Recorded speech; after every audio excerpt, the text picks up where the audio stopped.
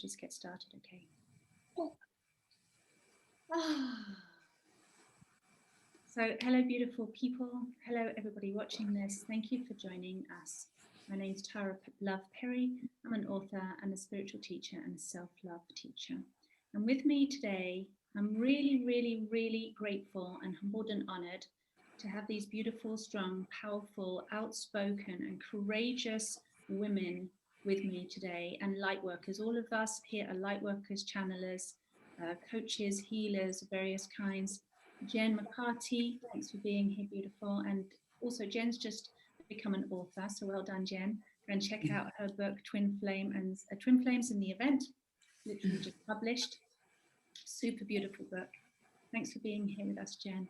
And we have Lisa Bartello, also intuitive channeler and general incredible woman, and she's going to tell you more about that. Thanks for joining, Lisa. And also RozyGlow. Thanks for joining us, Rosie, multi-dimensional coach and again, healer, general superwoman, all super women. And this video is about the children. And I put out a call to these incredible women a few days ago, maybe a week ago, when I had an experience where I'd watched something and I hadn't watched videos for ages, and I finally caught up with the story about the actor Isaac, and his surname begins with K. And the information that he'd put out on YouTube Live some while ago. Now, I'd seen that name flashed around. I didn't know what it meant. I finally got around to watching the video, and that was like the camel that broke the needle that, what do you call it? The straw. The last thing, thank you. The straw that broke the camel's back. I just couldn't, it's like something in me just went, no. And it raised such a fury, such an anger, such empathy and a grief.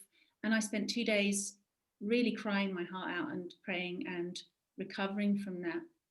And it just made me feel like enough is enough. I don't know about you girls, how long you've known about this stuff. I've known about it for a very long time. I've been grew up in an environment where I was told this information, exposed to the information that was going on. People in, was always called a conspiracy theory because of all these things that I knew about. And I didn't talk about them very much because I didn't want to be labeled, and I just wanted to fit in and do good things, right? I didn't want to be ostracized. So I've known about these things for a long time. And then of course, last year, once the illness hit everybody, all this information started coming out a lot more prolifically. And I watched that film, Fall of the Cabal, and I was just like, flipping heck, this is coming out to the surface now, big time. And I learned some new things as well watching that information, and it was shocking and horrific. And I had to do a lot of my own personal healing to, as I'm sure you girls did as well, going, okay, I'm feeling the grief in my own personal self and also the collective grief. I'm feeling their pain for those children. I need to first heal myself so I can be in an empowered place to then be efficient and help others. So I spent time doing that. And then this video that I watched last week just tipped it over. And I was like, you know what? We are creeping around, a lot of us, talking about things in a quiet way or a coded way, which we're going to continue to do in this video, because one, we respect our audiences and our platforms, and we don't want to, we want to remain visible. This information has to come out. And I know that a lot of people are going to feel that, like many of our followers, that they don't want to hear this information. They'd rather not hear about it. It's too upsetting, it's too sensitive, and it's not all love and light, and they don't want to hear about it. It just sounds negative and dark. And my response to that is, and I really want to hear your response as well, ladies, on, first of all, how you feel about people who are saying they don't want to know about this evil stuff that is happening to our children on this planet. And when we're trying to talk about it, how people respond and react. And personally, I feel that if anything that we share today is going to upset any of you, and you'd rather not know how distressing it is for millions and millions of children on this planet and want to do something to stop it, I suggest you just switch off the video right now. However, I think that some grown-ups being upset about this, it's like the least we could do is be upset about it. we should be upset about it. We should be bawling our eyes out in the streets together as women, as mothers, as parents, as responsible adults, trying to put a stop to this. We should be upset about it. So if this is upsetting for you, just think about how it is for those kids that are going through this. And so I encourage you to stay open and keep listening. So thank you for that. Ladies, what do you feel about, first of all, how people are responding to this information that's coming out?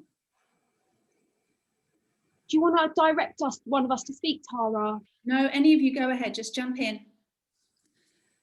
I'm happy to just share something because it's been coming up quite a lot in those that I've been working with for a while, and obviously they're, you know, looking at whether they're interested in what's going on and whether they're not interested. And a lot of it I feel comes to whether people feel powerless or not.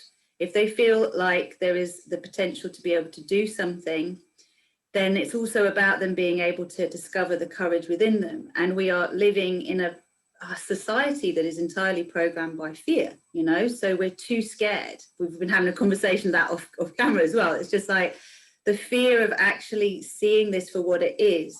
Part of it is that the illusion goes and we feel compelled to act, right? But we've talked about cognitive dissonance in other meetings, etc. And essentially it seems like it is just too horrific for people to come to accept that most of the fabric of society, the fabric of what we thought was real, is not. It's a structure of control and illusion that has been deliberately designed. And that is really hard for people to accept, because most of us are bimbling about in our lives and we give money to charity and we hear about the odd thing that happens.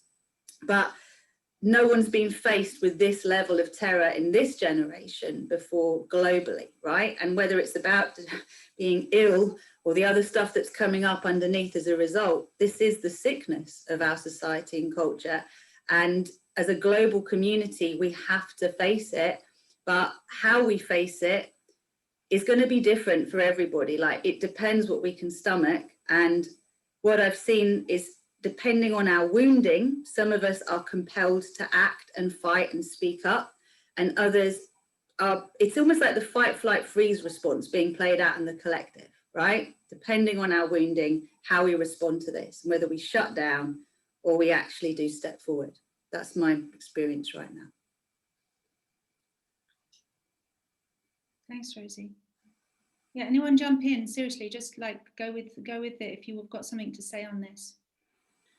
Well, you know, I often think that I should come out louder with my knowledge in general. So when you sent the invitation, you know, I was really glad, because I can't avoid it. You know, it's like, if it comes into my sphere now, I have to acknowledge it. 5 years ago, I would say I was I was so happy to talk about my rose-colored glasses and how, you know, I'm glad ignorance is bliss, you know. And then I had these, you know, unimaginable things happen to me. And even 2 years into that, I was saying, oh, you know, it's a mistake. And when they figure out I'm a kind, loving person, they're going to stop. So I realized, you know, what you referred to, Rosie, is like the whole basis of my beliefs. Every single thing was a lie and was based in fear, you know, in this fourth dimensional ego trap, you know, where, so I reached this place where it's like, we cannot heal the earth unless we acknowledge the ills of the earth. How do we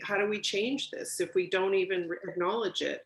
And I also came to the place where it was just, you know, like, okay, is this really real? You know, because you want to know someone, you know, right next to you that it happened to. That's the other thing, right? It's like that left brain linear thinking that we refuse to acknowledge our cognizance and you know, all these messages. I have a crazy active intuitive mind, but you know, when I said, okay, show me the proof, you know, then I ended up on calls people who had been doing this for 40 years.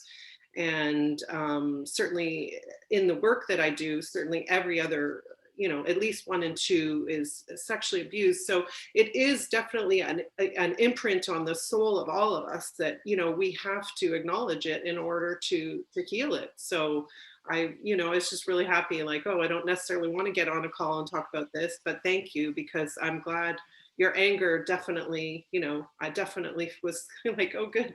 This is, this is important. Like, how do we acknowledge this, this mother wound? Mm-hmm. And really, we cannot heal the earth in any way, shape, or form unless we acknowledge and heal the children. I agree. And I think the way I perceive it is, like it's a generational thing.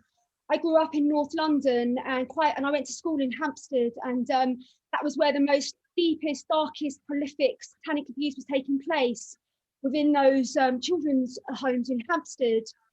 And I feel like my parents' generation were kind of like, well, that's just what happens, abuse within like establishments, and this is just what happens in the world. And I feel that maybe is, I mean, I don't want to lump all baby boomers into one category, but I feel definitely from my ancestral lineage that I'm like, where my mum kind of said, well, that's just kind of what happens in the world. I was like, on my watch, while I have a voice, while those children cannot speak, I'm not going to shut up about it, because it's not acceptable. What's the point? Being spiritual doesn't mean nothing. It means absolutely nothing if we do not give a voice to the most vulnerable beings in our world. And so I think a lot of us are waking up from this, this is such a massive part of the programming, is this idea, and that it has been the objective of the programming, is to disempower us and to move us away from our sovereignty, so that we can go, oh, that's just what happens in the world. Children just go missing, they get abused, they get chopped up, the works. And it's just like, no, we have to rise now, and we have to be that voice. So I think, that's what's being exposed a lot at the moment, for myself, is wakening from this complacency and this realization, that I am a sovereign being. My voice is very, very powerful. It is very important. And I'm going to use it to, to support the whole of society, every vulnerable person in society. So I think that is definitely, what has kept us quite stuck. But I think our generation that have come from our parents, they provided a wonderful springboard for a lot of us to really, really, to explore our consciousness. I mean, I know that my mum did, even though she was quite limited. She gave me the springboard to not kind of like have those programs enforced on me quite as much. So I think for all of us, we've just got to awaken from the programming and realize that we have to speak up. Like, now is the time. So that's my little bit for now, Tara. No, thank you. And if we don't speak up, and if this doesn't come out, then what's going to happen? How bad is it going to get? If people want to see it on their own doorstep, or like you said, you need to know somebody to realize it's actually real. Talk to your girlfriends. How many women, like you said, Lisa, have experienced sexual abuse? How many women experience sexual abuse as children, or men as well? Look, people experience sexual abuse. And if, this started coming out a bit more into the open a couple of years ago, but yet it still could be talked about more. So if we need to know if it's really happening, of course it's really happening, and it's really happening for a very long time.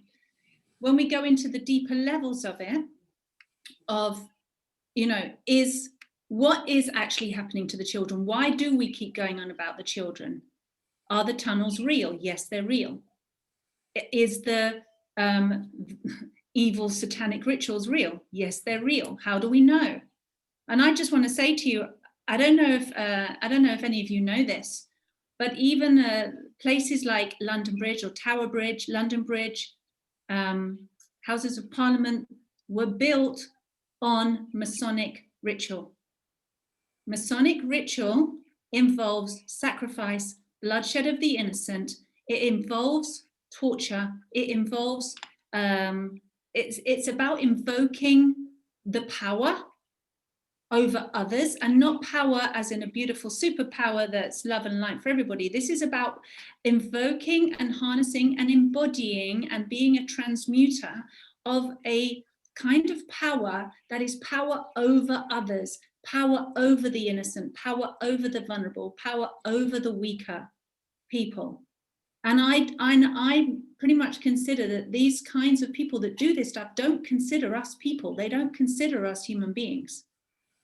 We're fodder. We are simply there. We're the minions to serve whatever it is that whatever their agenda is. So these rituals didn't just happen in London, but they were specifically around the centre of the city of London and the buildings of power, underground, in secret, with certain levels of awareness. You had to have, obviously, like the Masons, there's certain levels of awareness, certain levels of power. And at the very heart of it, those with the most power are initiated. They go through these rituals and initiations, and the innocent and the children are sacrificed. Now, did you know that London Bridge is built on sacrifice of babies? It is. Go research it. So, I'm not surprised, hon. right, and so this is, I mean, how long has that building been around? I don't actually know how long that's been around. Somebody Google it, but that's, you know, that I know about that. I knew about that as a teenager. Going back to other buildings, other massive centers of power, where do we think those are? Oh, they're on Capitol Hill, they're in Washington. Where else are they? They're in Vatican, which is its own separate state. Yeah, exactly, right? And these are three of the most powerful forces, the centers of these powerful forces on this planet, and they've been around a long, long time. Up until now, it's been mostly hidden, except it's not. It's in plain sight. So how do we know? How do we recognize this? And how many children are being used? Because these powers have grown over the years. There's more and more of them. There are these secret societies, and they use symbols to communicate, just like we did thousands and thousands of years ago before we had language, because symbols communicate energy and power. And how many of us use totems and symbols in our jewelry, in our, you know, Right there. in our decor, in our lives?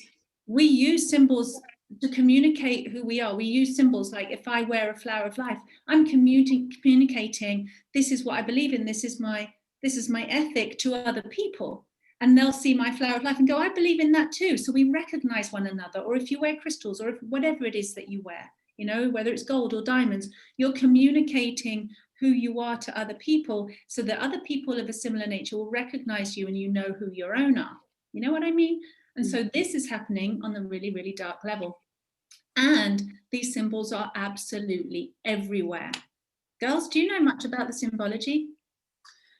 I do think one of our roles is, you know, I have that weird thing where I see numbers, like the synthesis with creation, sacred geometry, and symbols. So I think, you know, as we become our Christed self, it's part of our role to transmute these symbols, right? Like when I see 33, I see the 33 vertebrae, I see the 33 octaves of sound, I see the Trinity, you know, I see the resurrection. So I think that's part of, like, these symbols have been hijacked from their purest meaning. So Exactly. I really think part of our role as unconditional love, like embodying the highest, you know, benevolent energy, is that we can change, you know, what these symbols represent, you know. So sometimes people will argue, well, you know, 33, I said, no, that for me is like a beautiful thing. When I see triangles upside down, right side up, that's the 6-point star. And I had a period in my life when I just kept seeing, I'm like, why do I keep seeing the Star of David? You know, I didn't know what it meant, but then I realized finally it was like, I am you, you are me, as above, so below, right? And so I think part of this whole symbol thing is us taking that, us who are so clearly speaking truth and embodying love, and just changing those symbols for the good, and not, you know, not allowing them to be hijacked. And for the people that don't know what symbols we're talking about, any of you willing to share? Like when you say 33, I actually didn't realize there was 33 things in the spine. My dad was a back therapist. I didn't even know that. Thank you. But so, you know, in terms of what symbols have been hijacked, what do they now mean? Where can people find these? Because once you see it, you can't unsee it, can you? Once you know, you have to do your own research. Obviously, you're not going to believe us, but I'm here with these beautiful women wanting to point you audience in the direction of going and finding this out for yourself? And what symbols should people look for?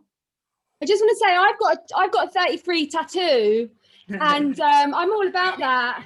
33. Yeah, and it's totally about the Kundalini. It's about the 33 vertebrae in the spine, and Right. it's how the Kundalini rises to the ascension, to the ascension through the crown. So it's a master number as well. It's to do with the Trinity. It's such a beautiful, exquisite vibration, and yeah, they're just messing around. They can't really invert that. They've tried, but it's too beautiful. But I think, Tara, you're talking about like the spirals and stuff, the triangles and the spirals and things, aren't you? Yeah, I'm talking about that. Yeah, it's so horrible, and it's you know, it will induce terrible nightmares. I couldn't sleep for months when I really found out about the DUMS last year. Oh God, it's just horrific to know that so many adults are colluding to traumatize children. It is just. How do you process that? When you say DUMS, can you explain what that is?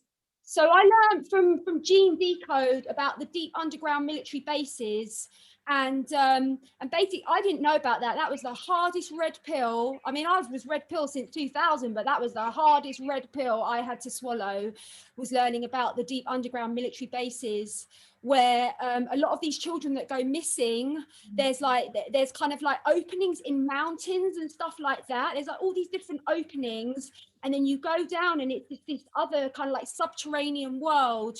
And Jean was saying that they've built this train system that can get from London to New York in like 20 minutes or something like that. So all of the elites are using this very, very high advanced technology. You know, it's super advanced, and there's a lot of experimentation going on, and a lot of cages, and this was from Gene, and you know, he was a Navy SEAL or Navy officer, so it's a direct kind of, you know, whistleblower experience. But then, you know, there's loads of people talking about the DUMS. There's loads of evidence pointing to the DUMS. And it's horrific. It's absolutely horrific. I just want to share that I feel like I'm coming in here as someone who probably knows a little bit less, like other than, you know, reading books from about 20 years ago, the certain David chap that, you know, I could only read a bit of the book because I started to see things I just couldn't deal with and I had to shut it down. I'm really fascinated really about how what's going on in the world today is relating to the First and Second World War. When you look at the swastika and the fact that it's an inverted symbol that was once very powerful and very pure. And the kind of experimenting we're talking about is experimenting that was going on in Nazi Germany, was going on and has been going on ever since. And what has fascinated me, and this has literally been in the last week that I've been piecing it all together, is I've mentioned a certain Mr. G and a certain, you know, wife of his and their wonderful foundations and goodwill. The more I track the involvement, the more I'm seeing here that these companies that are being heavily invested in now by these very people are actually the companies that were responsible for the chemicals that were killing people in the concentration camps, the bombs. You know, these are the same companies that are now being whitewashed and being made out to be the future tech. And then you've got also Silicon Valley having come in, which is just consciousness without compassion. And this is what I'm seeing here, is that if we know that source, that love is consciousness and compassion combined, you take one element out and it's like you have now just consciousness, you have AI, you have the potential to do what these people are doing without, because they haven't got the compassion. You know, we talk about selling our souls, when you talk about the entertainment industry and how this is all linked up. And every horror story you're hearing that you hear as a conspiracy theorist that you brush off because you think, I can't even deal with that, I've got to cook dinner. And you're like, okay, but this is all coming together because people are so desperate for an external validation or love or whatever that they are literally prepared to do anything for that. And when you bring this back to the way this sort of machine-like pleasure, this is the machine-like experimentation and the apparent disassociation from emotion and pain, you know, the level of that, you know, we go down the satanic route or we just go down the route of, in plain terms, wounded people cause pain. right? Wounded people are the people that hurt others. Happy, well-nourished, loving, fulfilled beings don't. So if we then start getting esoteric and talking about influence in the astral plane or influence beyond the physical, right? If we're wounded, if we're in pain, we are more prone to that kind of attack. And then the way that we're healing ourselves or thinking we are or feeling again is to do that kind of, to implement that kind of pain on others. We can then see that there is one, this power play that you're talking about, Tara, and then also how the wounded become part of that power play and protagonists of that play. And then what do we do? Because Lisa, you mentioned, I think, the mother wound, right? And, you know, ultimately, we can point our fingers at the naughty boys out here that have done terrible, terrible things on this planet, because it does seem to be a masculine, predominantly in the past, certainly, although, you know, there are women involved as well. Everyone to this point, although it's arguable that there's been a lot of experimenting since, has grown in a womb. So every one of us absorbs the frequencies of the generations before, the unprocessed emotions, the unprocessed pain. We know there is loads of evidence and research that says, you know, the way that a baby was born, if it was traumatic, when you look at murderers, you look at the implements that they actually used, whether they strangled, whether they stabbed, whether they, however they actually did it, that you can, when the studies were done and they looked at the birth stories of these individuals, you can see it's unprocessed trauma.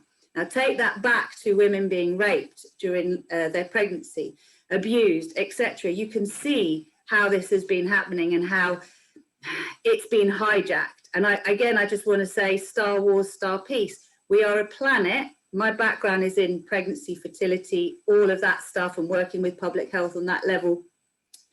Our planet is addicted to fear and adrenaline. How much of that is self-created here and how much of it is being influenced? We've got 6 movies, if not 9 now, that are all called Star Wars, blah, blah, blah, right? And it's like, where's the Star Peace? You put Netflix on, everything is more or less about adrenaline or pain, right? It's like we get our kicks from this. This is what we're tuned into. So it's so pervasive that it has to be right under our noses now. And it is the women, was it the Dalai Lama said that it is the Western woman that will save the world? Now, I don't want to say Western and offend anyone from anywhere, right? I believe it's women that are going to save the world, because we come forward and we say, not on my watch, like you said. So, you know. Through me like it's a validation of exactly what you're saying. So thank you. We're doing it. We're doing it. And we can be scared, but when a child is in trouble, the strength, what strength do we have? We lift cars, we get, you know, we have superpowers, and that's what we have to remember. And one thing I do want to say, because many mothers will be watching this, you think that this maternity system that we have is the best system. I want to make it very clear to you that it is engineered to rob us of our power. I've been watching it for years. It's why I stopped teaching pregnancy yoga. It's why I stopped being in the world of trying to educate people about it from the level I was at, because I could see what was happening in public policy. You know, we think we're doing what's best for our babies, but what we're doing is we're giving over to plastics, to synthetic hormones, to machines, and to external validation to tell us what we've already known all along. Because every time a woman that I know has lost a baby in pregnancy, she knew before the machine knew, right? So when we actually look at this and we say you add synthetic hormones, you rob a woman of a capacity to conceive naturally, because, you know, we're so messed up at this point that it's harder to get pregnant naturally than it is in many ways by getting some external support. You also have the fact that you're scared all through the pregnancy, because the pathology is to look for what's wrong, not what's right. You're not supporting a woman to feel confident. We've got the current situation, which is creating even more fear. Now, this has the potential to set us back many generations, or it has the potential for us, as we clear our cellular memory, claim our power, and do the same thing simultaneously for our children, that in 2 generations, we can actually wipe out birth trauma. We can clear it. We can wipe out the trauma of all that happens and has happened that keeps recreating wars. But we have to go back to coming into sync with our cycles, our natural hormones, nature, because all of this holds the codes of oxytocin and of peace on earth. And that is really, I feel, a big part of all of this, because you see a woman who's traumatized from birth, she doesn't even realize she's traumatized, but she's had an induction, maybe she's had some kind of intervention to pull the baby out, baby separated from mother.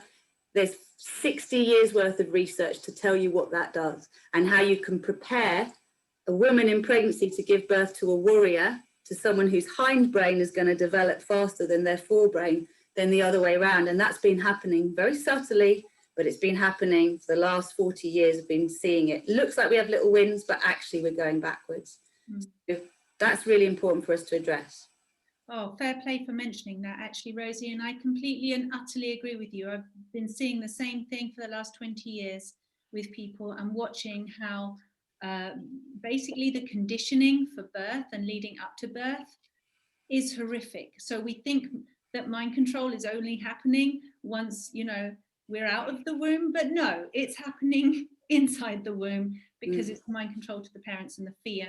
And absolutely, I'm really happy and glad that you said that. I completely agree with you about what's being called the medical institution. It shouldn't even be called anything to do with health, in my opinion, because it's literally there to rob a woman of her power, of her divine, exquisite, potentially ecstatic experience of bringing a new body and a new soul and a new spirit that is super high and pure vibration in essence into this world. We can actually birth and bring that whole being fully through in their entire soul of who they are, in their entire spirit of who they are, and have the most empowering experience of our lives. And I was very fortunate. I had 2 experiences like that with my 2 children, and I know it's absolutely possible because I did it and it was incredible. And I can see through the amount of people that I've worked with and also with soul reading and seeing people's birth and seeing the conception and what was going on pre-conception, it was all adding up thousands of times over that this is something that needs reclaiming. Women reclaiming our own bodies, our own sovereignty, our power, and therefore I think having the knock-on effect on our children. Because if we've given our power away, if we've allowed people to take our thoughts, to take our mind, to take our body, to change our emotions with plasticides and hormones and chemicals and God knows what else, what's left of us? How on earth are we going to protect our children? What kind of children are we going to raise? It's really important, I think, to dial it back. The way that you've done that is really, really important. That needs to be reclaimed. And reclaiming our own inner child, like we started off saying, with that healing of ourselves, reclaiming our own inner child, healing our own inner child damage, super important.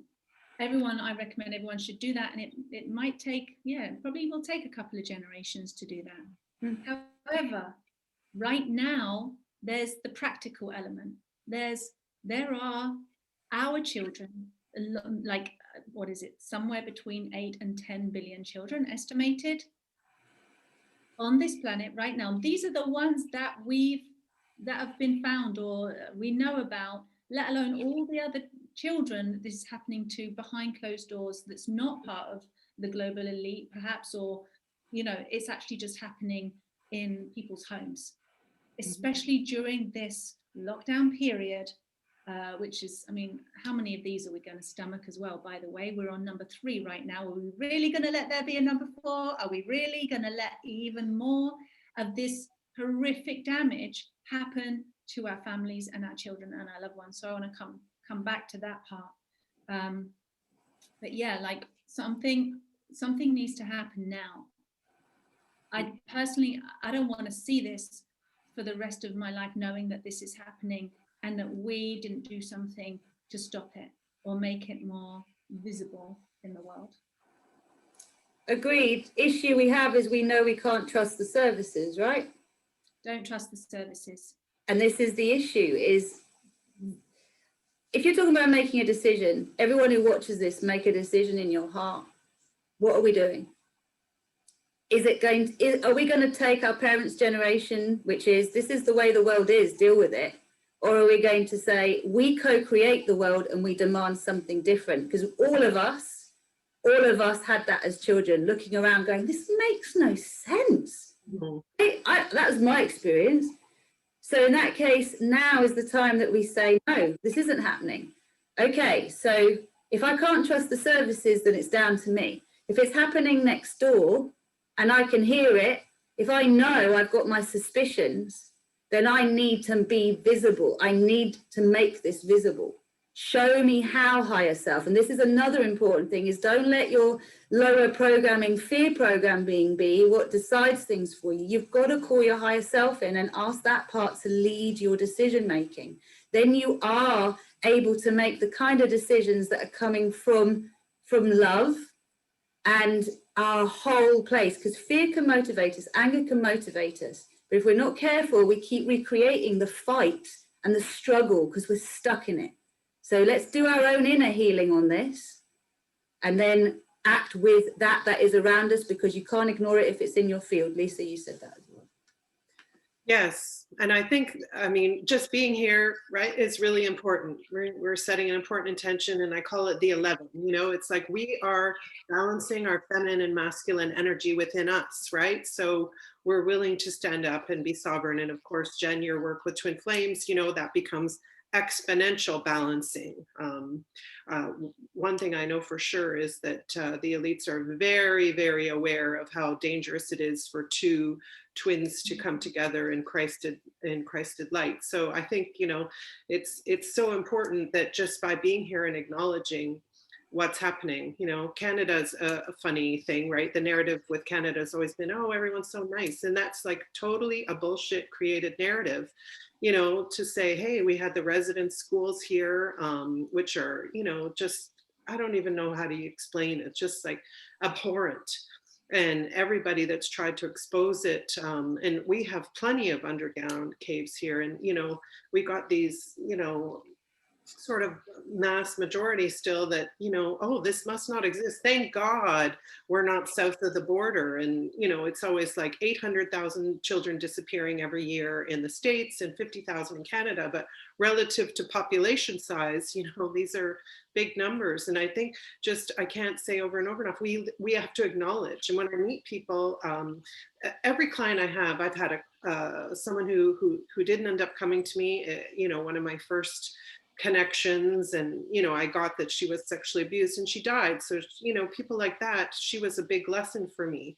And I had a parallel reading a couple of weeks later of someone with the exact same circumstance. So in every situation, it's like you have to speak your truth. You have this stagnant energy stuck inside you. You have this ancestral, you know, energy. And I have that in my lineage, right? My mother is one of 7 children, and her father was a doctor, and, you know, her mother was beaten, like thrown down the stairs when she was having boys. And my grandfather was a doctor.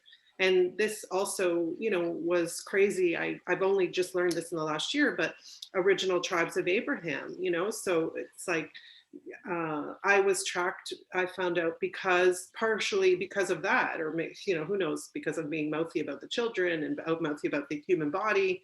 But in every moment, you know, when we can touch someone's heart and we can work with them, you know, I have what I call my star client, where, you know, and I made sure that I never work under organizations that restrict that conversation.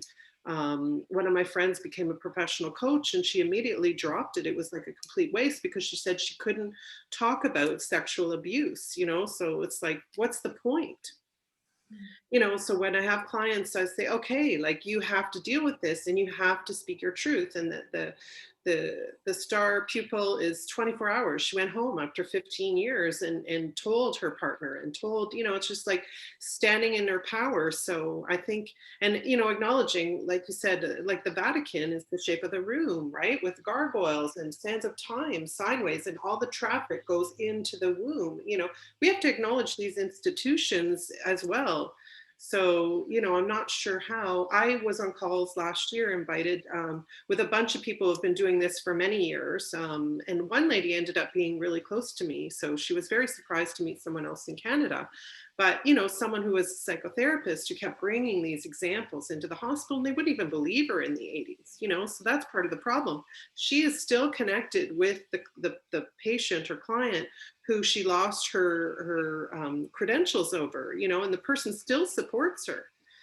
So, but, you know, people like that are wonderful. It's like choosing to continue to do this work no matter what. And some of these stories, you know, they were unimaginable, and they were trying to give us the most shocking that they could on these calls, because they said, we have to prepare more light workers. We have to prepare more people who will work with these children in the coming years, because they certainly, and some of them work directly with the military, and said that they, you know, that this year there would be a lot more people emerging that needed help, that needed support, and clearing the blueprint of that soul, like you're saying, through every realm, through every dimension. It's like this, we have to change the blueprint of the earth. Tell us more about the military. Do you know more about what's happening? Well,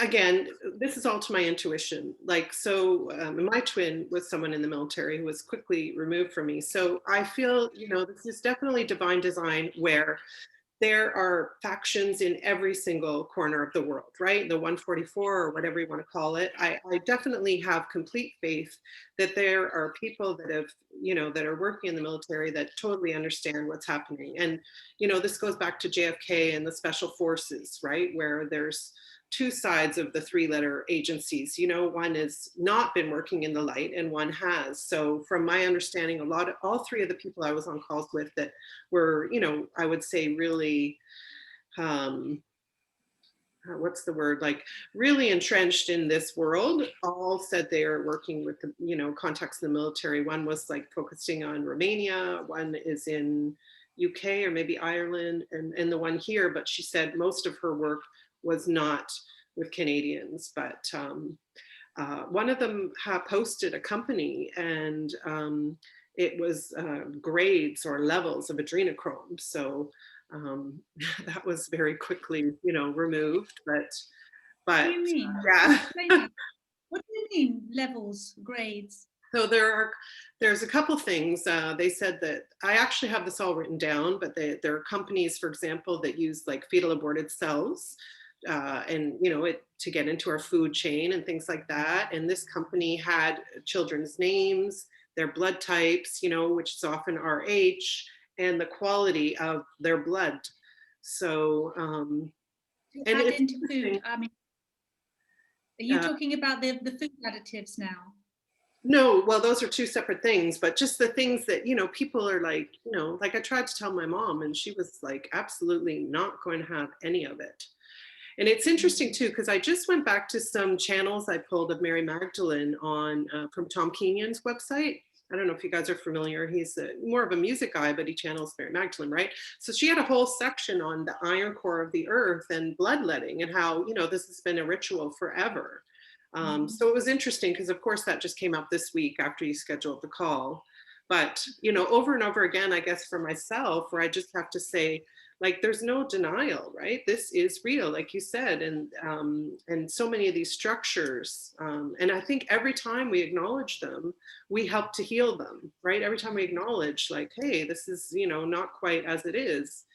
And I just love the fact that so many males and females are coming into their balance, you know, with their feminine and masculine energy. And I think that's shifting the earth as well. So if people don't know who are watching this, adrenochrome, go, if you haven't found out about that, go, that is just going to knock your socks off of how utterly horrific that is.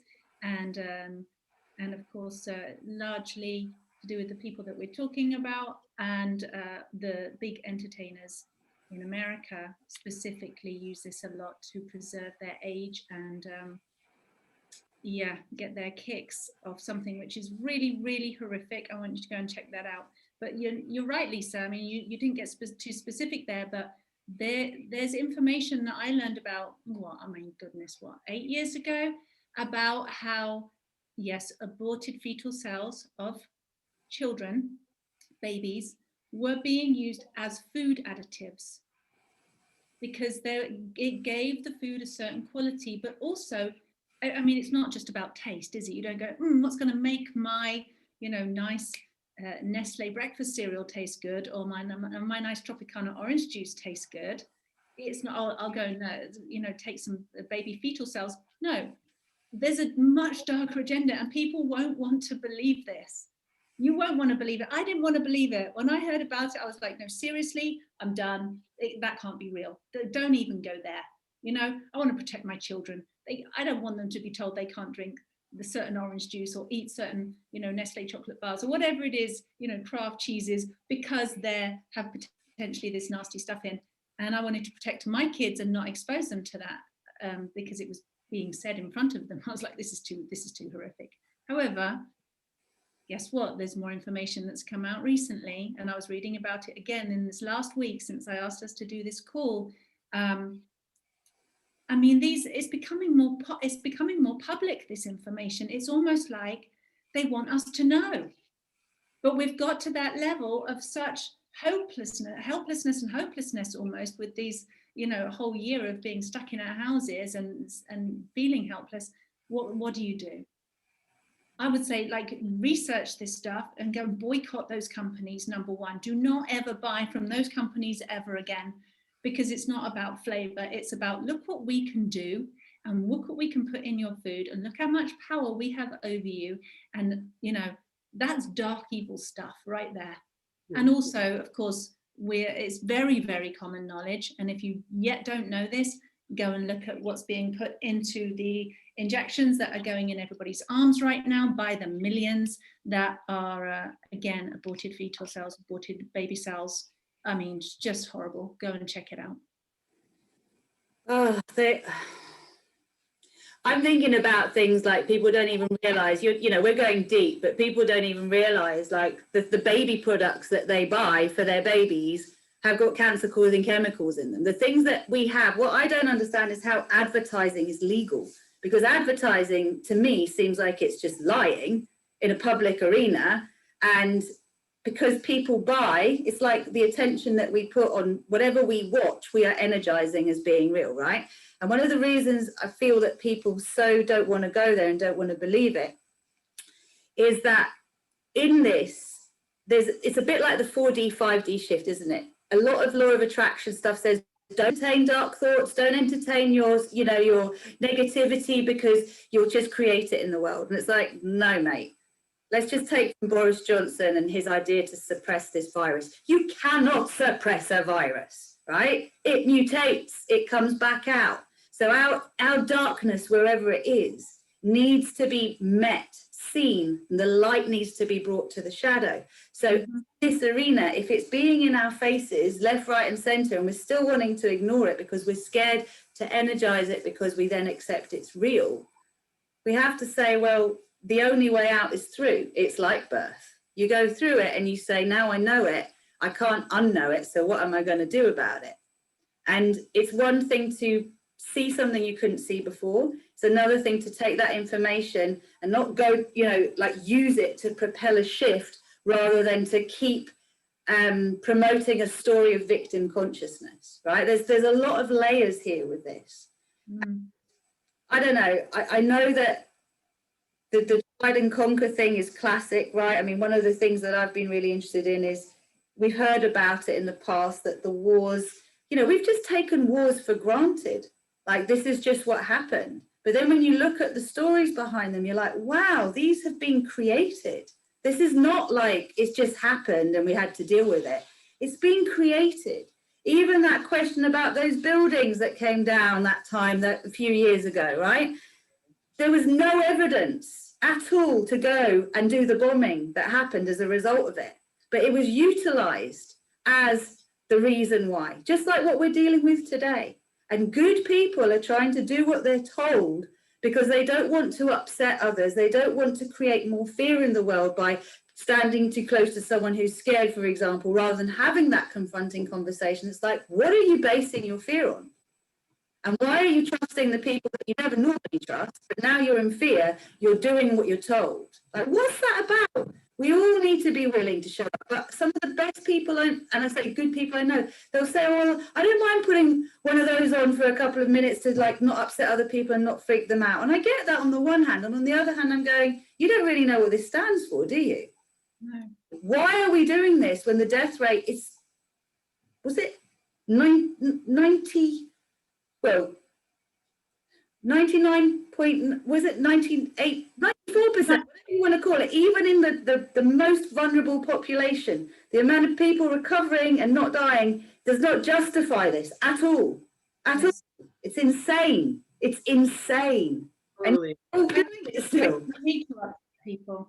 To be honest, if we tiptoe around not upsetting people because there's too much distressing reality happening, and we go, let's cover it over and not acknowledge it, where are we going to be 10 years from now, guys? We're going to be more stuff than we are now. Can we not understand that?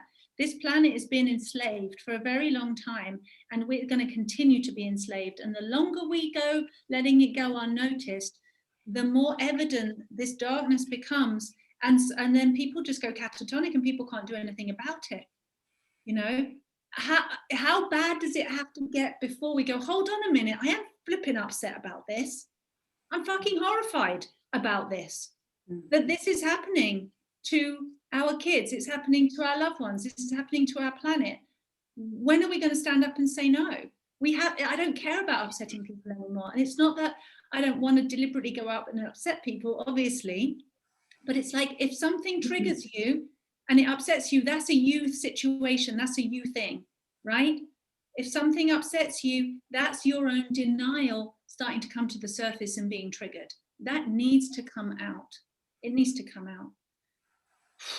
I mean, I want to go a little bit back to the symbolism. I want to also hear what Jen's got to say, but you were talking about the Vatican there, Lisa, and the symbolism, and you know, we were talking about the twin flames, and Jen was talking about the Kundalini of the spine, and it's like, there's another symbol, the sword with the two snakes coming up either side, and then the wings or the snake heads.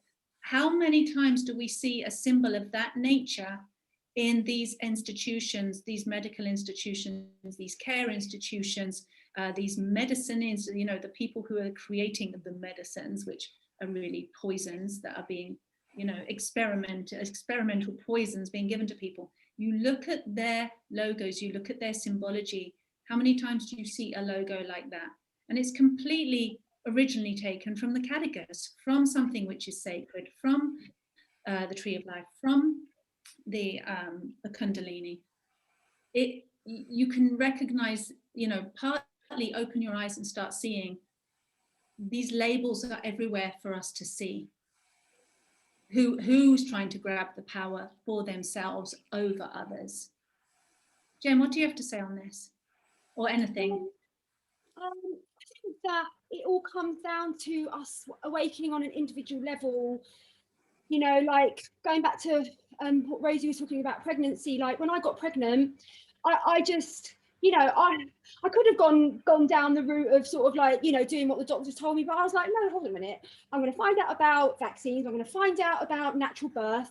And I just empowered myself to discover that, you know, you can have a natural birth, your body was just made to give birth. And I'm definitely not going to vaccinate my son, even though I had all this programming and all my family pressure.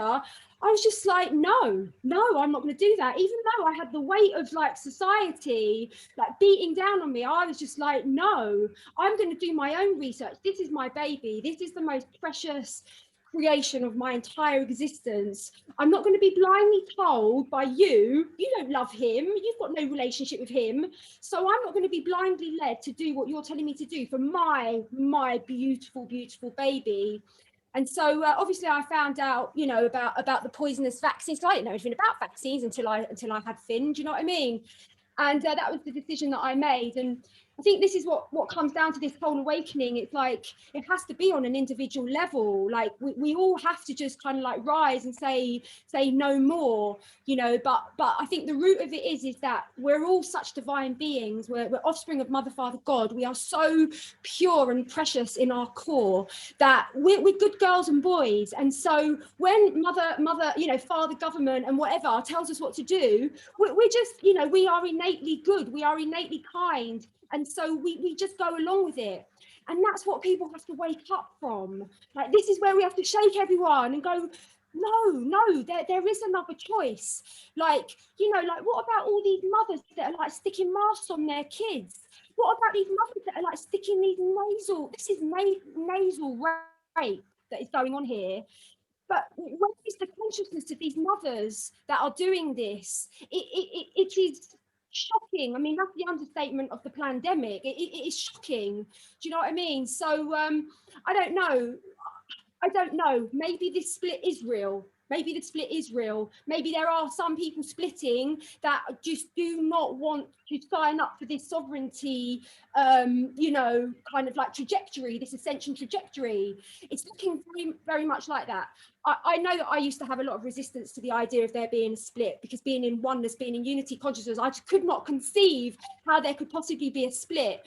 But it's like daily, I'm like, oh my God, I don't think you're coming, hun. I don't think you're coming. I don't think there's any hope. Do you know what I mean?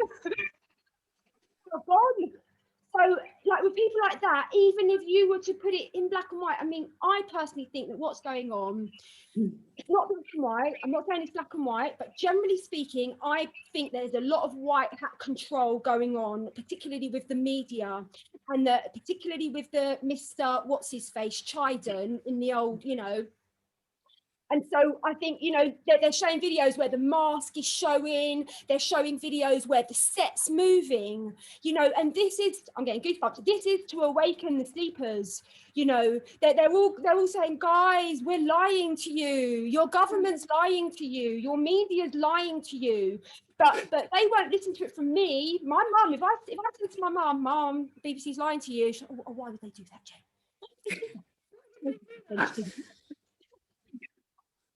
No, mum, it's a very deep, like 4D reptilian shit going on. Do you know what I mean? I don't explain that to her, obviously, but, you know, and I think we also do have to look at the deeper reasons why. And this is all to do with the fall of Atlantis and what happened.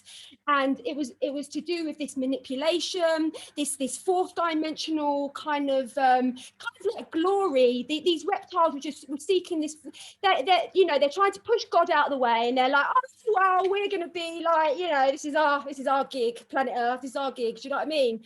And at the end of the day, like all these minions, like Mr. G and Mr. Biden, whatever, they are all just the most low-level puppets of this agenda.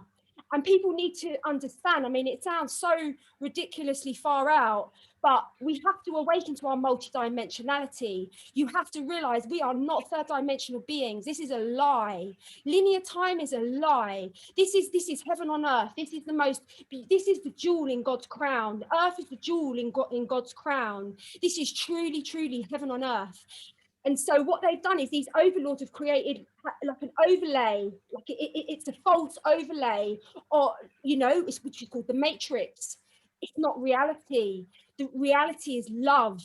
Reality is kindness, family, service. That's reality. All of this is a lie. This is a total and utter lie. And so everyone has to awaken to their multidimensionality. And that is the fact that the programming is telling you you're a third dimensional linear being, but you're not. What about who you are? Grandfather passed. Where did he go? Did he just go into nothing? No, of course he didn't. He went into a higher, more subtle dimension of reality.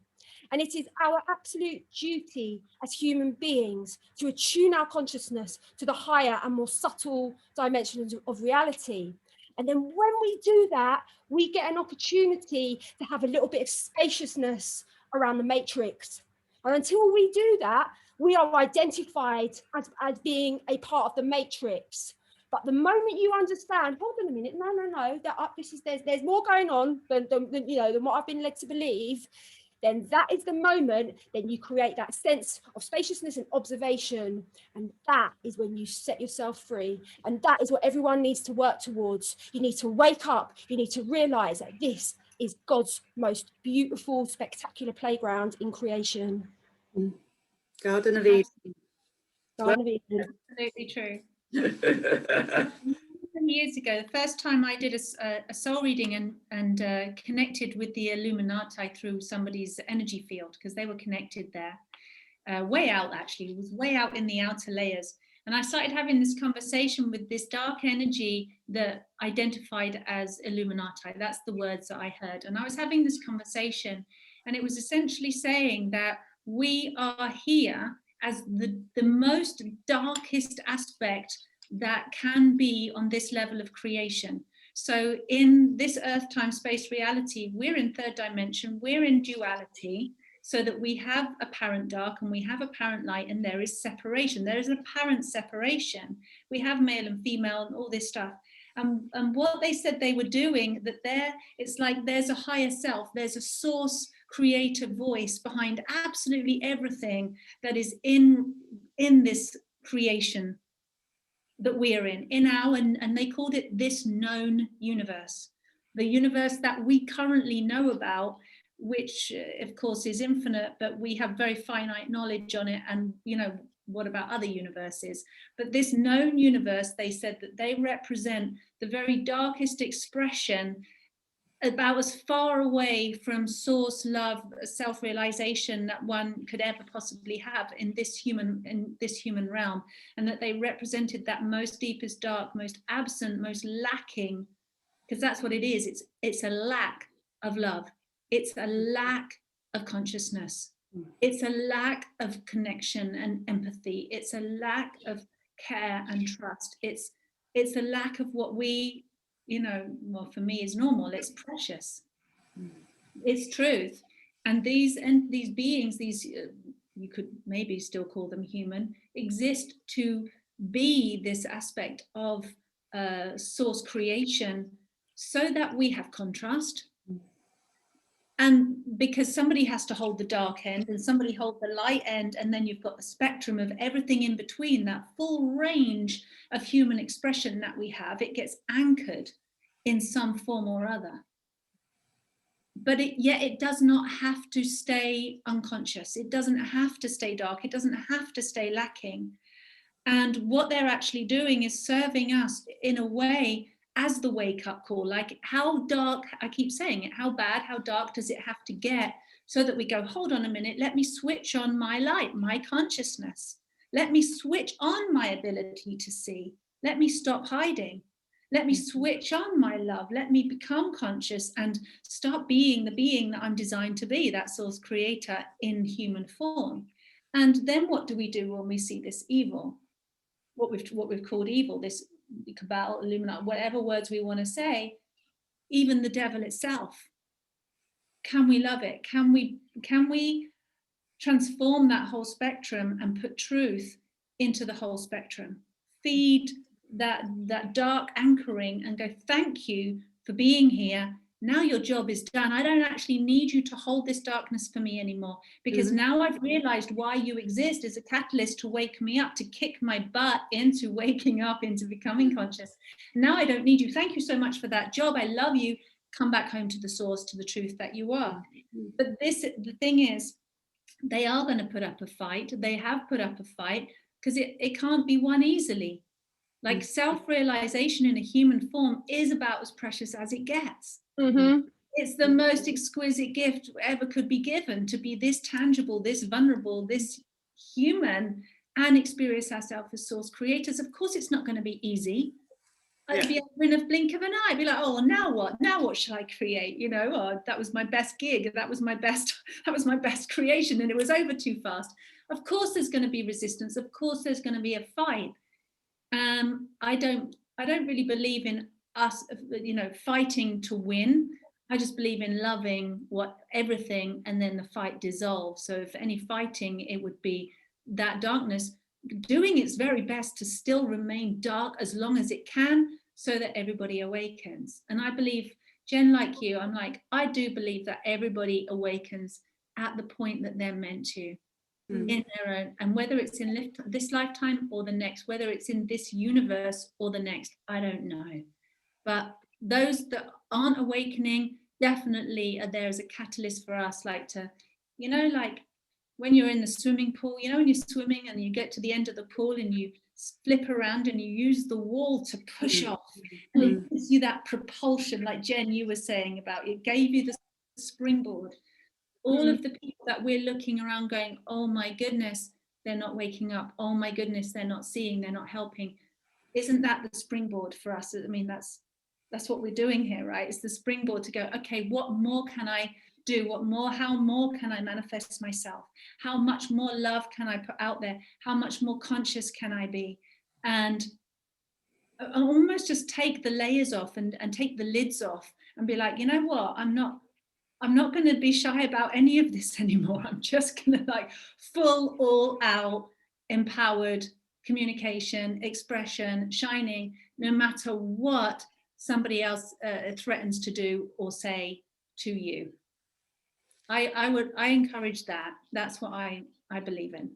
It sounds like it's lessons in compassion, isn't it? Because we're all well and good being beings, Christed beings of love and light, while everyone's doing what we like and ascending with us. But when you meet that resistance that is refusing, you know, it's an irony, isn't it? We fear our own annihilation, which is why we don't act, and yet we are being annihilated as a result of not acting. Another paradox. And it's like, well, yeah, only a master would run this many rings around themselves. And the duality, as I understand it, has a judgment about it, good and bad. Polarity is necessary for us to move beyond the judgment and then to recognize that you can only have form if there is a shadow and there is light. You can't, form can't exist unless there is that polarity of night and day, but no one's saying one is right and one is wrong. And compassion it's a word with many qualities: discernment, transparency, trust, forgiveness, allowing, right? All these qualities, we can band words around, but until we're faced with it, and we're faced, who are my biggest teachers? They're my sister, my dad, my daughter. They're the people I can't control, right? The people that come at me with my conditioning that I inherited, that I'm like, fuck, how is it works with everyone else and it doesn't work with them? What's going on? And I meet my own wounds and my frustration at not being able to help them move out of their suffering, right? But they're making their choice. So then again, is part of our journey here as we pull the plaster off the wound and we say, there's a wound here. Stop ignoring this wound. It's there. But we also, part of our job, because you said, what's the solution? You asked us to think about it, is we have to dream the new world awake. How do we want to see this panning out? What do we want to see happening that can allow from this horror something phenomenal to occur, where we can have peace on earth, not because we're denying what has once been, but because we've made peace with it. We've brought the light and the love and the forgiveness, forgiving, huge part of compassion. But to forgive, you have to accept you're addicted in some way, either to being a victim or being angry or being sad, that consciousness that makes you stubbornly unwilling to forgive also involves facing pain, right? So we're learning. To me, it feels like we've understood things on this level, and the fact that this shadow's still going, no, I'm not going to give up yet, is making us go much deeper into this healing. So we know how to consistently move it in any situation. We can come back to this and not lose it. That's how I see it. Like, we're becoming masters of making sure Atlantis doesn't happen again, of making sure we don't recreate from the past. But part of the job is, what do we want to create instead? How can we see this resolving? We need to have those discussions. No one's really saying that. Everyone's still focused on the problem. We do need to acknowledge it, but we've got to build a bridge. That's where I'm really busy with, is what does the new earth look like that we want to create? Can I just say, because I've actually come up with a solution, one tiny little solution, like amidst like the millions of possible ones, and that is, I've set up a GoFundMe to raise £1 million to buy billboard space and basically just blast out light codes and like really, really powerful affirmations that are going to activate everyone's higher self. So that's one thing we can do going forward, and looking for donors to, like people with excess money, like let's just take over all the billboards all around the world with really, really super high vibrational messages. We have the funny memes as well. Yeah, we could do funny memes. Yeah. Yeah. It would have such fun. We just need some like really, really generous donors. And I know someone's watching this. There's like, we've got a few million like spare. Conscious billionaires and millionaires, step forward. We want you. Yeah, right now. And that's the, you know, it's like people will say to me, well, what's the solution? I'm like, it's love and consciousness, right? It's like, it goes for me. I always use the reference of power versus force, you know, Hawkins, right? And the, you know, the anything above 528 hertz, when you vibrate higher and your cells vibrate higher, you can influence up to 750,000 to 1 million people just by vibrating in higher consciousness, you know. And you know, everything for me is always a personal reference, where I, you know, won a contest on Facebook, which always seems suspicious, you know, and ended up sitting with, you know, the top Hollywood, you know, most influential woman, right? And all these things happened to me to have me believe I was so lucky. Everyone used to ask to touch me, you know, my head would be cut and pasted into a Bob Proctor video, and I was on Long Island Medium and all these things. And I look back and I'm like, that was just a bullshit ego trap, right?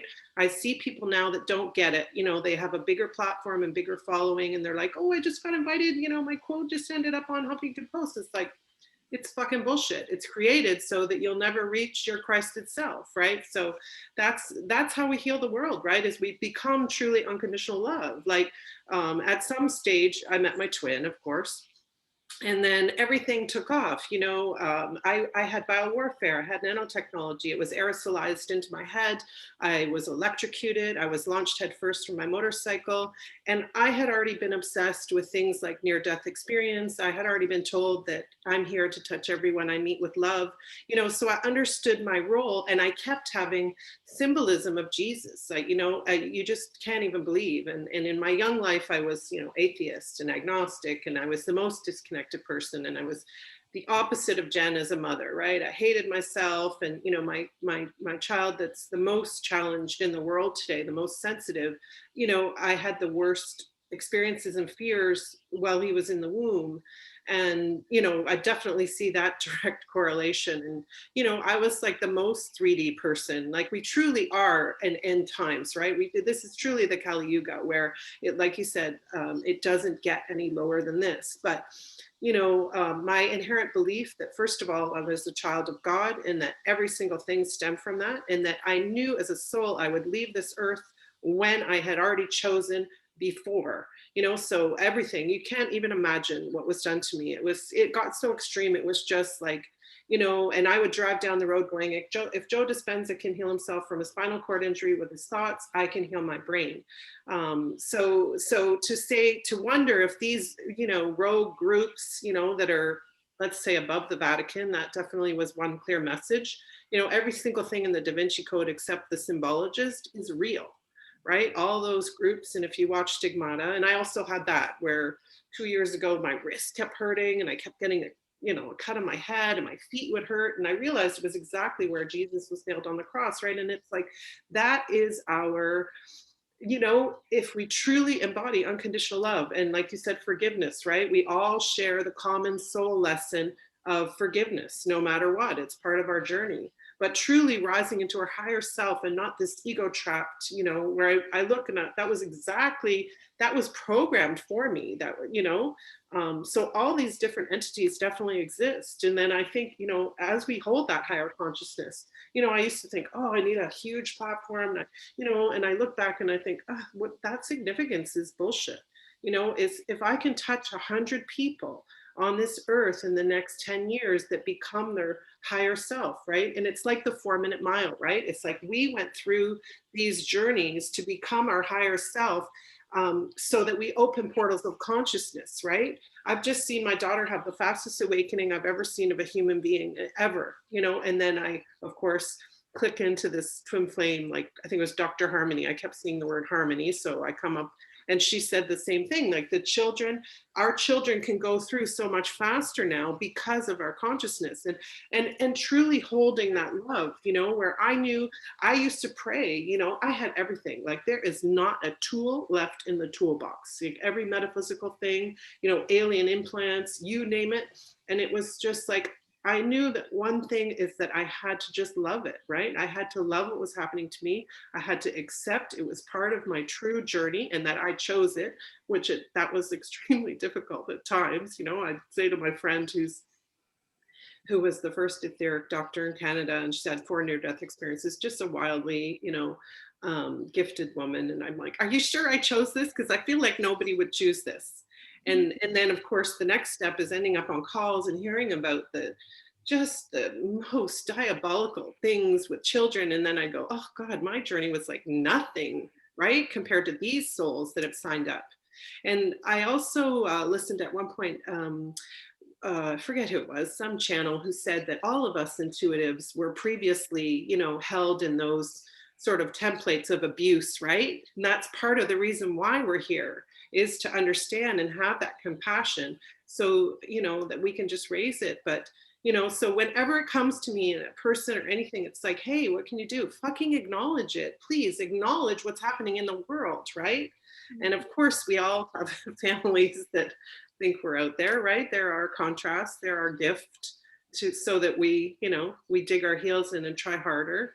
But to your point, Jen, I discovered firsthand that my only relationship was with God, and if somebody had told me I'd ever say that, I would, would have been like, you're crazy on all these fronts. But everything I had was firsthand, experiencing this. And the fact that I'm still alive is just, I definitely feel positive that we're making a huge impact all over the world, and that truly our consciousness will save the world. And love, to your point, and I always resonated with you, Tara, from the very first day.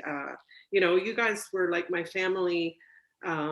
It was so easy to connect in unity consciousness with so many amazing souls. So that's obviously your calling too, to touch everyone you meet with love, and know that it truly is the only reason we're here on earth, and that it does change everything. To connect, Lisa, are you, gosh, I'd love to hear another time more about these stories of yours. That sounds unreal. But I keep coming back to something that you said, Jen. The people that we see as being the ones with the most control, Mr. G with his foundation and all his money and so many clients. What do you mean that the collective sees? If we don't, he hasn't got control to us. No. Okay, I'm talking about, because a lot of people think that he does have a lot of power. The collective projection onto him. Yeah, that is scary, right? The projected fear, these powerful people up here who if I don't do as I'm told, this is going to happen to me. If I don't wear my mask, this is going to happen. If I open my business, I'm going to get fined and shut down. My children might get taken away. All these fear-mongering and programming that people have been through to put these people that you called the lower minions, which I absolutely love, and I completely agree with you, on a higher level. These people are pawns. They're just the ones that are getting pushed out front so that we can see them with visible faces, because a lot of the stuff is like, you haven't seen nothing yet. You literally haven't, but you will. It's all going to be exposed at some point. But for people, what I'm trying to say is, for people that have put governments, institutions, people of power, money, and all of this stuff into super high degree of power, and therefore you are powerless, and you are feeling powerless against this, and you're scared to listen to your own soul, you're scared to speak out and have your voice heard, you're scared to take your child out of school and take their masks off, for instance. My friend Lisa, she was saying the other day, she saw a 2-year-old with a mask on, and she said it absolutely broke her heart, and she just wanted to go and yell at the mother. Why not? Not to upset or hurt people, but like, it's like I think a lot of people are scared because they're the higher powers. And I think it was brilliant, Jen, that you just put that out there and reminded us they're not the higher powers. They might think they are. We might have fallen for the mind trickery that makes us believe that they have power over us as humans on this planet, and they really, really don't. And what's more powerful is love. What's more powerful is a person in their absolute truth, not just ranting, but really coming from that place of truth. And what's more powerful is when we all come together.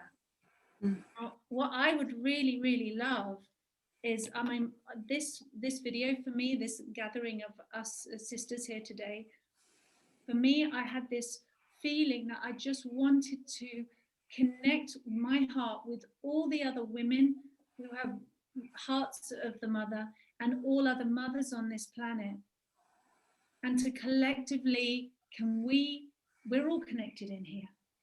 We've all given birth, or we're all are women, and we know what it means to love a child and feel protective over a child. And if we can come together and just feel each other there, and just know that there are other women, other mothers out there, and that you are one of us, and you are really important. Your energy and your consciousness and your love is so powerful, and together we could collectively just feel one another as if we're tangibly right here, you know, and hold that energy and hold that power and hold that love for all the children on this planet right now, all of them. Because what our young ones are going through right now is pretty bleak, and I mean, I don't honestly have the words for it. How parents are struggling at home with their children, and how children are having to deal with seeing so many adults being complacent or compliant and wearing these masks, and what on earth is going on in their little heads, and what kind of programming and conditioning is this setting them up for in their life going forward, and what kind of future is going to be created from these kids. I mean, I just want to put a big, massive wall of love all around that, a big blanket of love all around that, and hold those kids. And can we do it together? Can we do it together as women? From our hearts and our wombs. That's what I would know. That brings us into what we have in common rather than what we don't, doesn't it? It's like we love, and that whatever we believe on the surface, because, you know, you're talking about Mr. G in such a way that people recognize that actually he's, you know, not in the light, but there are so many people that are just living life basically believing that these are our saviors, right? And not that they have power over us and they're controlling us, but willingly giving our power away to them, saying, wow, aren't they amazing? I heard someone say that he had more common sense in his little finger than anywhere else, you know, and like people are arguing for this, for all of them. They're just like, this is, what's it called? Is it Munchausen syndrome? It's like, Stockholm syndrome, thank you. And it's like, folks, where's this leading you? So, you know, if you're curious, just research what that foundation funds. Research the fact that it funds not just the media, but social media, but pharmaceutical companies, but governments, but big companies like is in hand with Bayer and Monsanto. Like, this is real. These are the people that we are saying have the future that we want to align with, right? That we should be moving forward on. Buying up half of America's land. What on earth is this? Like, how can this be a good thing? And that the answer is a genetically modified future. How is this a good thing? It's playing God. So I'm just going to finish with saying, he's a very naughty boy. Well, the good news is months ago, they had to turn off his comments on Instagram because they were so bad and so extreme. And that's what, so the president of the World Organization of Natural Medicine that I belong to had healed a lot of elites, you know, and worked. And, you know, I said to her a year and a half ago, what, like, how much money is enough? I don't get it. She says, it has nothing to do with money. It's like God-like power. Exactly. So I don't see his power anymore. And it's funny because his birthday is like October 28th, you know, it's like 1010, the Alpha and Omega, the beginning and the end. And I see that his power ended last year on a metaphysical level, right? It's, I mean, it doesn't come up much, but and I feel in my heart, he was definitely sexually abused, you know, that he, you know, this is what the godlike power comes from the people that, you know, are connected to the divine. You know, I always, you know, I try to, you know, say to people, they'll go, how do you know? I go, because I'm alive, right? Because I'm alive. I know that my creator and my power and my connection is way better than all his trillions of dollars will ever be. It's absolutely meaningless to our future. It means nothing, you know, it's synthetic food, everything. So I feel eternally optimistic though, that people are waking up you know, exponentially. And, you know, everything we're doing is so important. Like you said, just to acknowledge, just to have this call, just to acknowledge the children, to acknowledge the true mother energy, the real mother energies, we will change the earth. We are changing the earth. Yeah, I think, you know, now is the time for us to roar very, very loudly. And, you know, we've all been suppressed. We've all had lifetimes of persecution, and we've all done the work to heal and restore and resolve those lifetimes. And so we're ready now to be heard. And they, you know, they've tried to take away this social media platform. It doesn't stop me. It makes me stronger. I've just brought the book through. They can't stop us. And, you know, may that be the leaving message for all of us, especially women, that it's really, really time to speak your truth, even if your voice is shaking. The world needs you to speak your truth, and you need to listen to your heart, because your heart is the most sacred creation in existence, is your heart. Nothing external, you are it. And so you need to listen and then speak what you hear. And I just got a wave of love passing through me to you as you said that. And I was just feeling that as well, like our love protects children, protects our children, protects all children. You know, it's like Harry Potter. The mother's love protects the child, right? We surround. Let's protect our children, but also know that we are the child and we are protected in that love. When I'm in that field of love, nothing touches me, nothing. You know, when I have love for myself, it's like the love fills me inside, and it's like everything bounces off. And being in that space of love is the ultimate protection. Nothing can harm you in that space, because you are in the divinity, you are in the light. Nothing gets you. So let's protect and love ourselves, women, sisters, mothers, daughters, everybody out there. Let's love and protect each other as women. Have each other's back, speak up for one another, say, hey sister, what are you doing with that stupid thing on your face? I love you, give us a hug, you know, you must be struggling, come here. And have that compassion and see one another really behind these masks. What's really going on is a lot of struggle, and everybody's sick and tired and had enough. They've got untold struggles happening at home that probably nobody's aware of, you know, and all we see these days is this much of a face. So we don't know what's going on, you know? So let's see one another for who we really are.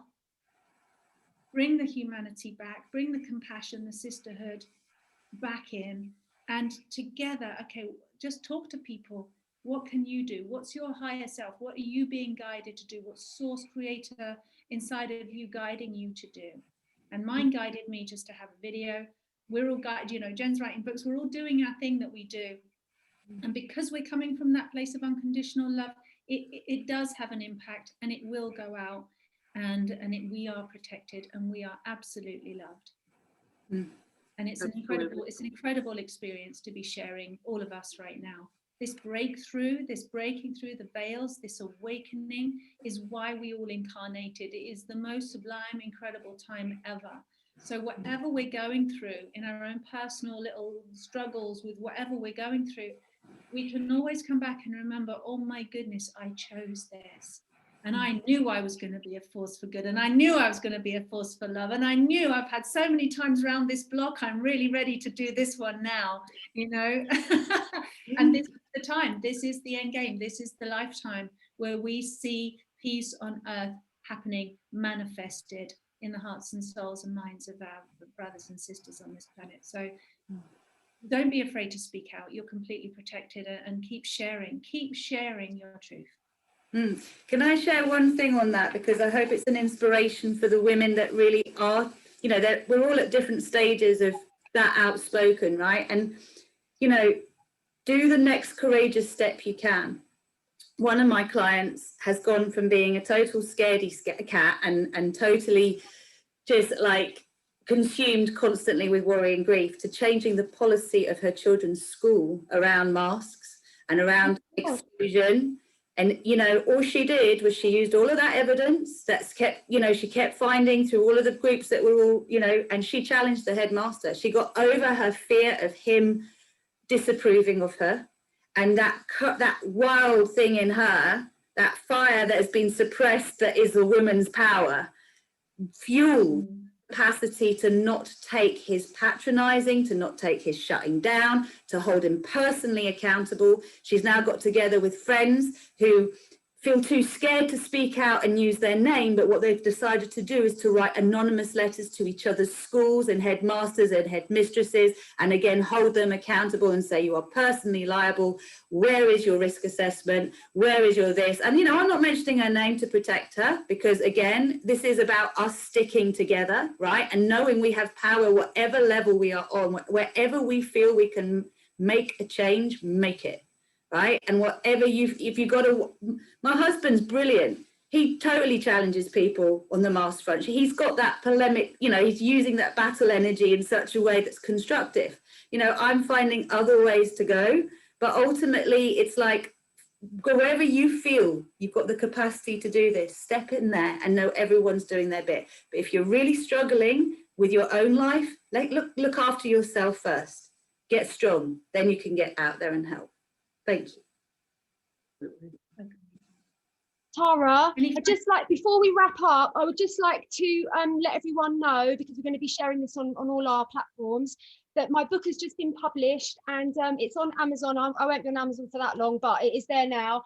Twin Flames in the Event, and it's a really, it's basically this book. It's like fanning that spark of divinity and remembrance from all the feedback that I've got. That's each page. It's so symbolic. It's just like, so everyone's having that remembrance of their beautiful divine self. So I highly recommend it.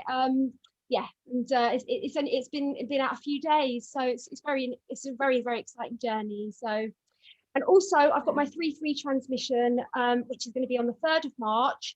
And we're going to be working very deeply with activating abundance codes. We're going to be doing deep work with the Twin Flame Collective, but there's going to be a lot of work to do with like clearing a lot of deep lack programs and really, really embodying our true divine worth. So that's going to be the intention for the 3-3 global ceremony. Just wanted to let everyone know about that. Oh, beautiful. Well done. Anybody else want to say, promote what you've got going on at the moment? I'm going to put all your details below anyway, so people will be able to find you if they want to find you. Cool. Well, yeah. YouTube, doing co-creation meditations, new moon and full moon at the moment, just utilizing the energies that are going on and really shifting. And exactly as Jen's saying, the work that I do with people is about letting go of the fear that's motivating their lives and the lack consciousness. So we really move into a place where we are divinely prosperous and we're bringing in that sustainable wealth, and we know how to just, the fear's gone, you know, we've got it. So we're all doing work like this. Trust your energy, trust what you're feeling attracted to, and know there are so many like us. We're all pulling together. Go where you're feeling guided, folks, and just do the work now. Dive in. Thank you, sisters. I am going to be relaunching. I launched it really quietly. In fact, I didn't really launch it. I let people start using it last year, and I'm having a proper launch on the 22nd. So that's Monday. For the Self-Love Club, and I'm going to do another video about it. I want you to watch the video. It's going to be absolutely epic, and it basically takes people through the whole self-love journey, through all different aspects of themselves, healing, reclaiming. It's completely beautiful. So I'm going to share that on Monday, but I'm really excited that we're all in the creative energy, right? We're all creating and doing what we love, and that keeps our spirits high. Sisters, I love you. Thank you so much for being part of this conversation, for sharing your light in the world and doing what you do. And thank you to all of you who are watching right now. Please share this, send it to your girlfriends. Make sure your other women in your world see this and have your own discussions about this. Get together, collaborate, create, support one another, and let's just keep putting the love out. And remember, our children are our future. They are everything. I love you. Thank you. Thank you. See you soon.